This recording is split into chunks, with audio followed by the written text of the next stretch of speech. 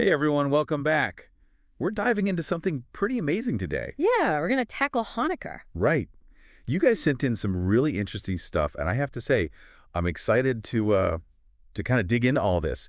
Like the whole story behind Hanukkah, Mm-hmm. the traditions, the food. Oh, yeah, the food. The food, right, Oh, and how it's kind of evolved to be what it is in a modern context. it's a long journey from ancient history all the way to today. Okay, so let's rewind a bit. Back to Right. the historical side of Yeah. things. We're talking like Seleucid Empire times, Yeah. right? What was going on back then? What was the scene? Well, it was a pretty rough time, actually, for Jewish people. The Yeah. Seleucid Empire, this guy Antiochus IV, he was Epiphany? Epiphanes, right. He was really trying to stamp out Judaism Mm. and replace it with this Hellenistic culture.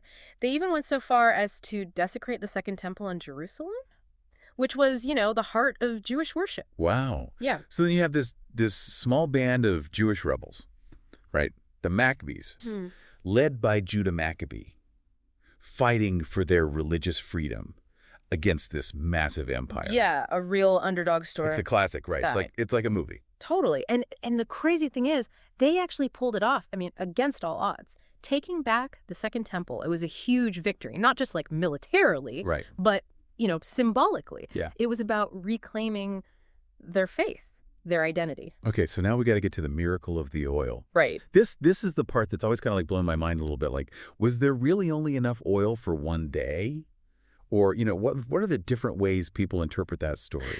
Yeah. That's a story that has just captured people's imagination for, I don't know, centuries. Yeah. Some folks, they take it literally. Hmm. Others see it more as a metaphor. Okay. That one little flask of oil lasting for 8 whole days. It's like a symbol, right? The resilience of the Jewish people, that ability to keep their faith alive, even when things are really, really dark. Finding light and hope, even when you least expect it. It's kind of like, when you think about it, it's like that last bit of energy you have to finish a project, Uh-huh. right? You think there's no way, but somehow you make it work. Exactly. It's about that human capacity to push through, to find that strength, that inspiration, even when it feels impossible. So how do we get from this historical event to the Hanukkah traditions that we know today? You sent over some really cool info about the lighting of the menorah or the Hanukkah. Tell me, what's the big deal with that? Oh, the menorah. That's really at the heart of Hanukkah. Lighting it each night, you had a candle, with the shamash. Yeah. It's like a visual reminder, of the miracle, of the light growing stronger with every passing day. And putting it in the window, Yeah, right, for everyone to see. It's like it's making a statement, isn't it? totally. It's like you're declaring your faith, your identity. You're sharing that miracle, that message of hope.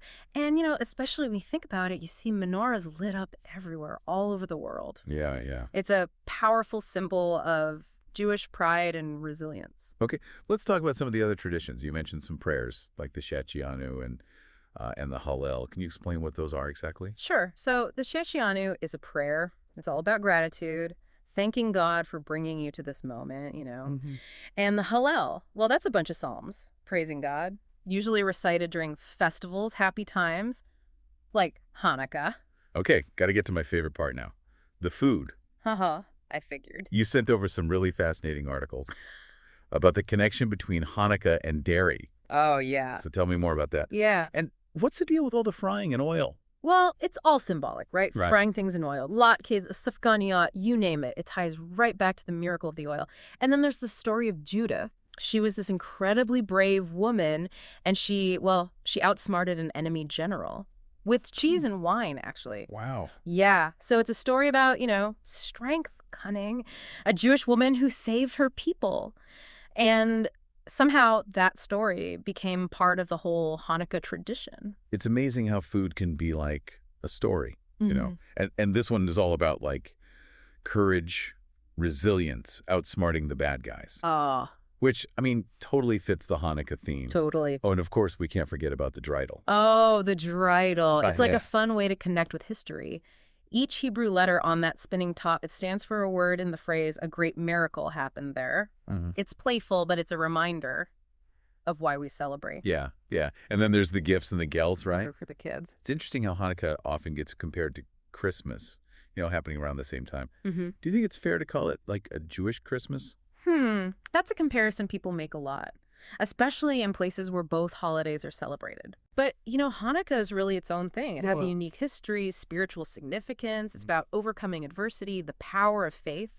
And it's a reminder, I think, of how important it is to hold on to your identity, your culture. That's a good point. Right. So Hanukkah is more than just like latkes and presents. Oh, way more. Right.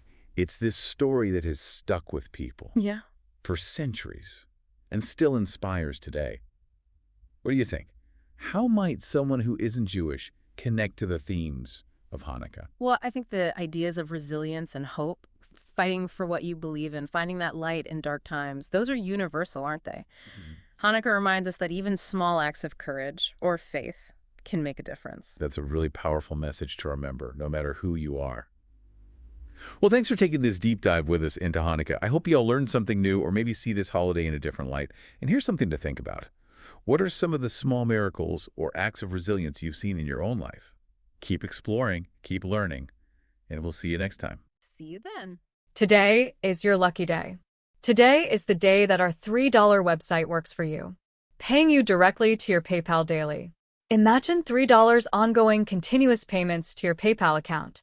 Imagine falling asleep and waking up to $300 in your PayPal account. How would this make you feel? How could this help you? What bills could you pay? What kind of fun could you have? What does that retirement look like now? All for a one-time payment of $3. This website is DFY done for you, fully built and completely hosted, and never stops collecting payments for you. You have spent $3 on coffee on a regular, but that coffee won't help you create multiple streams of income. Click the link below.